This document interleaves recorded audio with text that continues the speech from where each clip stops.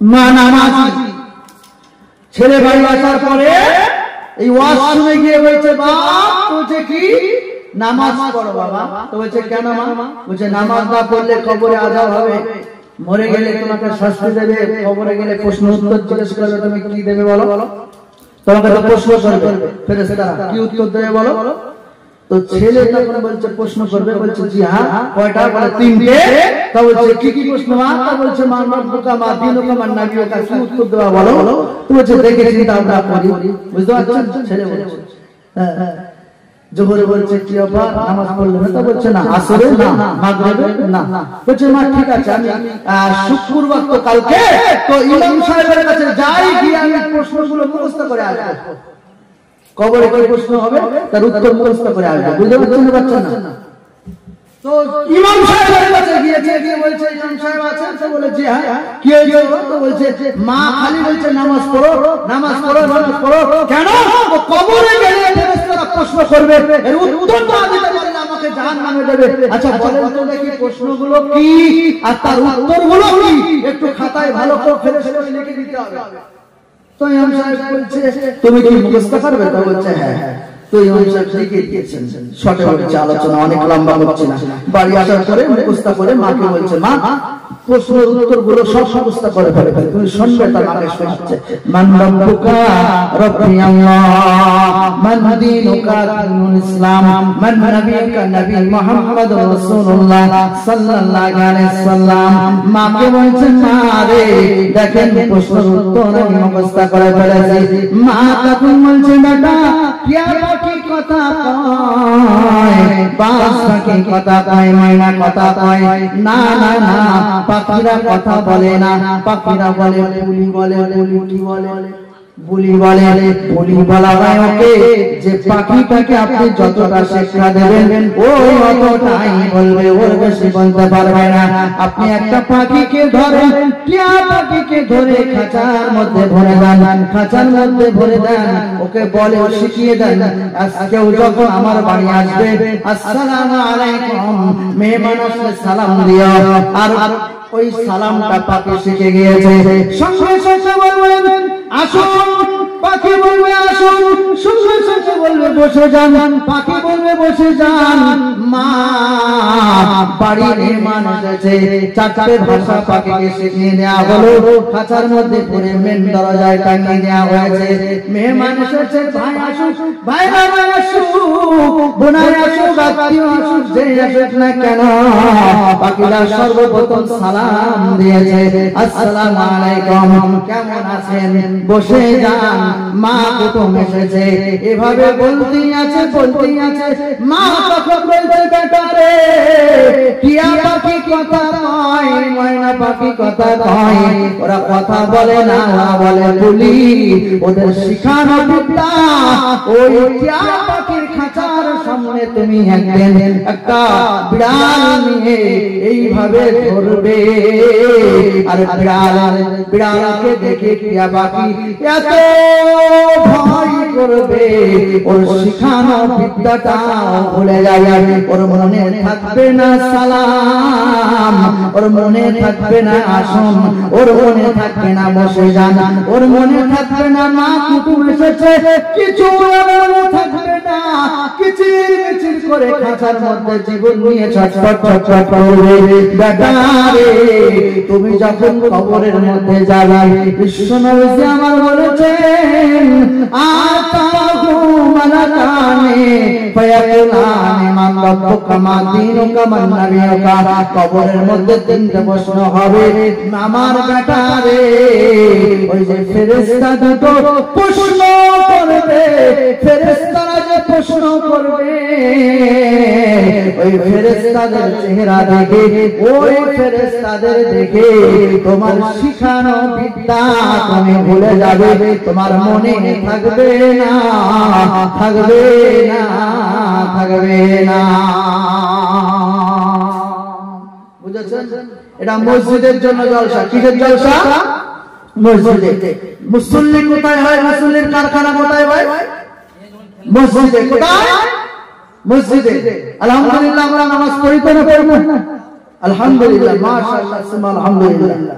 দেখেন সারা পৃথিবীর বেঈমানেরা এমন করে অ্যাটাক করেছে, মুমিনের ঈমানের উপরে হামলা চালাচ্ছে, বুঝলেন?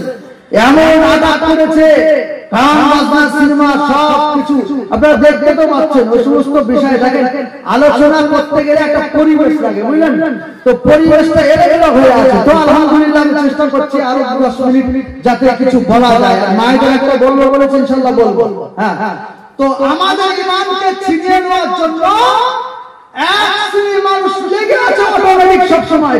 কিভাবে মুসলমানের ঈমানে আগুন লাগিয়ে দেওয়া হয়, অন্তরে বিষ ঢেলে দেওয়া হয়, কিভাবে মুসলমানের অন্তরকে জ্বালিয়ে দেওয়া হয়, পুড়িয়ে ছারখার করে দেওয়া হয়, আমরা কিন্তু বুঝতে পারছি না। বুঝতে পারছি না। হ্যাঁ, আমাদের ঘরের ছেলেরা ডিজে বাজাচ্ছে, এখন বাজাচ্ছে না? দেখেন অটোমেটিক ডিজে চলছে না? হাজী সাহেবের ছেলে দেখছি ডাস মারতে যাচ্ছে। আরে এমন ডিজে মার দিয়েছে যে আমি পাশ দিয়ে যাচ্ছি, তার বুকের হার্ট বিটটা এমন বাড়া বেড়ে গেছে, আমি তো দুপুর হয়ে অলরেডি বুঝতে পারছেন। আর এত জোরে ধাক্কা মারে না, মনে হয় সাথীতে বাড়ি মানে। আর এরা ওই গাড়িতে যাচ্ছে আর ডাস দিতে যাচ্ছে। বলে ওর ইঞ্জিন কতদিন থাকবে ভাই? হায়াতের মালিক কে বলেন তো? আল্লাহ। রুজির মালিক কে? আল্লাহ। তাহলে আল্লাহ যিনি হায়াতের মালিক, মউতের মালিক আল্লাহ, তাই না? তো হায়াত মউত যার হাতে আছেন, তিনি যে ডেটে তার মৃত্যু লিখে রেখেছেন সে ডেটে হবে না? তো ওই ডেট পর্যন্ত বাঁচতে হবে ওই মানুষটাকে। ওকে বাঁচতে গেলে যে সিস্টেম, যে পদ্ধতি ইসলাম দিয়েছে, দ্বীন দিয়েছে, কোরআন দিয়েছে, হাদিস দিয়েছে, এই পদ্ধতি এই সিস্টেমে যদি চলে তো ওই ডেট পর্যন্ত ভালো থাকবে। মরার তো আল্লাহর জান্নাতে যাবে। মৃত্যু হবে তো মনে করতে পারবে না যে আমি মারা গেছি, আমার কষ্ট হয়েছে, আমার বিপদ হয়েছে, আমি এত কষ্ট পেয়েছি, এটা মনের মধ্যে আসবে না। কিন্তু দুনিয়াতে ওর বদমাইশি, ওর রাগানিতে, ওর নিজের বড়াইতে, নিজের নফসের উপরে জুলুম করার জন্য এত গুনাহগার হয়ে গেছে। মৃত্যুর আগে কত কষ্ট, কত কি করে দুনিয়া থেকে ওকে যেতে হচ্ছে না? হ্যাঁ, বিশ্বাস নাই আল্লাহর প্রতি, ঈমান নাই। ঈমান আছে তো বিশ্বাস নাই, মজবুত করে ধরে রাখতে পারছে না। তো এই মসজিদ আল্লাহর ঘরে ঢোকেন, 5 ওয়াক্ত সালাত আদায় করেন। যে ইহুদি নাসারা এই মুসলমানের অন্তরে আগুন জ্বালিয়ে দিয়েছে, জ্বালা বান মেরেছে, এই বান থেকে আমাদেরকে বেরিয়ে আসতে হবে। একটা ছোট উপমা দেবো, দিয়ে আমি মায়ের জন্য ওইদিকে চলে যাবে ইনশাআল্লাহ। 2 ভাই মাদ্রাসায় পড়ে, সাপুরে সাপ খেলা দেখাচ্ছে। কি খেলা বললাম? সাপ খেলা। তো 2 ভাই কিন্তু জিনের সন্তান, জিনেদের ছেলে। কাদের ছেলে? জিনেদের ছেলে। তো সাপ খেলা দেখানোর পরে এক ভাই আরেক ভাইকে বলছে, বড় ভাই ছোট ভাইকে বলছে, সাপের নেশা হয়, ওদের সাপের যে দাঁত না, ওর দাঁতের গোড়ায় বিষ থাকে, খুব মারাত্মক বিষ, আর দাম প্রচুর, বুঝলেন? তো দাঁতের গোড়ায় যে বিষ থাকে তার দাম কিন্তু মেলা, প্রচুর দাম, ওরা বিক্রি করে। তো বড় ভাই ছোটকে বলছে, দেখ আমি ওই যে সাপুরিয়া, ও যখন খেলা বন্ধ করে দেবে, ও যখন চলে যাবে, যেতে দেখবি আমি একটা ওকে খেলা দেখাবো। তো কি খেলা দেখাবে? তো বলছে আমি সাপ হয়ে যাবো আর ওকে দৌড় করাবো। আমি সাপ হবো আর দৌড় করাবো, ও আমাকে ধরবে, নাগিন বা শোনা যাবে, তার শুরু আমি দৌড়বো, আমাকে কিন্তু ধরতে পারে। যদি ধরে ফেলে ভাই তাহলে কি করবি? না, একটা বোতলে পানি দিয়েছে, বলছে এই পানিটা যে কোনো অবস্থায়, যে কোনো মাধ্যমে আমার ভাই অন্তত একটু ছিটিয়ে দিস, নাহলে কিন্তু আমি ফিরে আসতে পারবো না। ছিটিয়ে দিয়ে মানুষ হয়ে যাবো। কথা বুঝেছেন না? বলেন না? এবারে নাগিন বাসি, ওই সাপুরে নাগিন বাসি শুরু করেছে, আর সাপে আর একটা ভাই দৌড়াচ্ছে, দৌড় করাচ্ছে। এমন সময় সাপুরে মনে বলে, তাই তো এই সাপটাকে আমার ধরতেই হবে, যদি না ধরি আজকে অনেক টাকা লস হয়ে যাবে। কি করে ধরা যায়? সাপ তখন একটা গাছের মাথায় উঠে গিয়েছে, এই সাপুরের জলাবান মেরে দিয়েছে, একটা বান মেরে দিয়েছে, এই বানটা লেগে গেছে সাপের গায়ে, ও ওখান থেকে পড়ে গিয়েছে নিচে, আবার দৌড়াতে শুরু করেছে। কেন? আমি যদি সাপুরের হাতে ধরা পড়ে যাই, জিনের সন্তান আমি আর ছাড়া পাবো না, যদি না ছাড়া পাই আমার বাঁচার রাস্তা থাকবে না, মৃত্যুবরণ করতে হবে, এজন্য ধরা দেব না। এজন্য ওই ছেলেটা কি করেছে, ওই সাপটা তখন কি করেছে, আরেকজনের পাঁচি চোখকে ওই পারে চলে গেছে, ওখানেও জলাবান মেরেছে। আরেকজনের গরুর বইয়ের মধ্যে দেখবেন গরুর গোল বলা হয়, ওখানে এরকম গরুর মুখী যে জালে গুলো দেয় না, এগুলো দেয়, ওগুলো আমাদের দিকে ঠুসি বলে, আপনাদের বলে মুখোশের মধ্যে গিয়ে সারা সুন্দর করে গোলালটা পাকিয়ে রয়েছে, গোল করে পেঁচিয়ে ওর মধ্যে রয়েছে, সাপুরে খুঁজে পাই না। খানিকক্ষণ পরে যখন দেখতে পেয়েছে ওর মধ্যে ওখানে জলাবান মেরেছে, সাপটা নিচেই পড়ে গেছে, সাপুরে ধরে ওর ঠান্ডা ঘর বাক্সর মধ্যে ধরে রয়েছে। বাক্সের মধ্যে ঘরে ঘরে টুকরো বেঁধে কামড়ে নিয়ে চলে যাচ্ছে, বুঝলেন? আর আরেকটা ভাই পিছন দিয়ে যাচ্ছেন আর বলছেন, চাচা, তো বলছে কি, ওটা আমার ভাই, তুমি ওকে ধরো না, ওকে ছেড়ে দাও, ওটা আমার ভাই, তুমি যাকে ধরেছো ওটা আমার ভাই, ওটা সাপ নয়।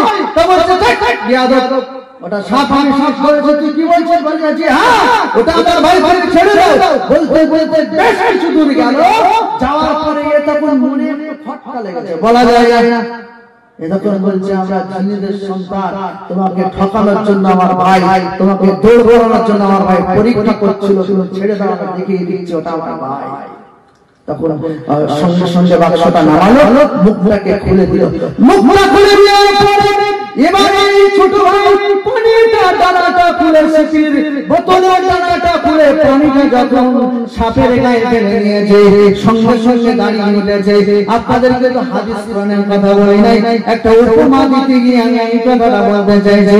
সঙ্গে সঙ্গে দাঁড়িয়ে উঠে গেছে, দাঁড়িয়ে যখন উঠে গেছে, শাশুড়ি দেখে অবাক হয়ে গেল, কি ব্যাপার, কাকে আমি ধরেছিলাম, কাকে আমি নিয়ে যাচ্ছিলাম।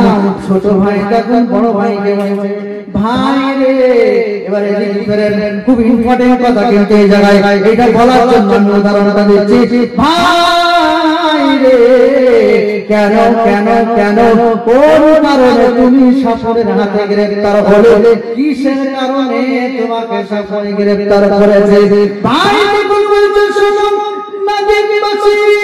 আল্লাহর দোয়া একটা এমন বড় নিয়ামত, ওই নাগিনবাসী যখন বাজে, সাপেরা শুনলে থাকতে পারে না, ওদের মাথাটা ঘ্যান হয়ে যায়, মাথাটা ঘুরতে থাকে, বাঁশির সুরে সুরে অপোজিট সাইডে চলে আসে। এজন্য নাগিনবাসীর একটা সুর, তারপরেও আমি সহ্য করতে পারে নাই, তারপরেও আমি একটা গাছের উপরে উঠেছিলাম জীবন বাঁচানোর জন্য। এই গাছে ওই সাপুরে জলাবান মেরেছে, এরপরে বাঁচানোর জন্য একটা পাঁচিলে উঠেছিলাম, পাঁচিলে ওই সাপুরে জলাবান মেরেছে, নিচে পড়ে গেছি, এরপরে মুখোশের মধ্যে লুকিয়ে গেছিলাম, ওটাও জলাবান মেরেছে, নিচে পড়ে গেছি। আমাকে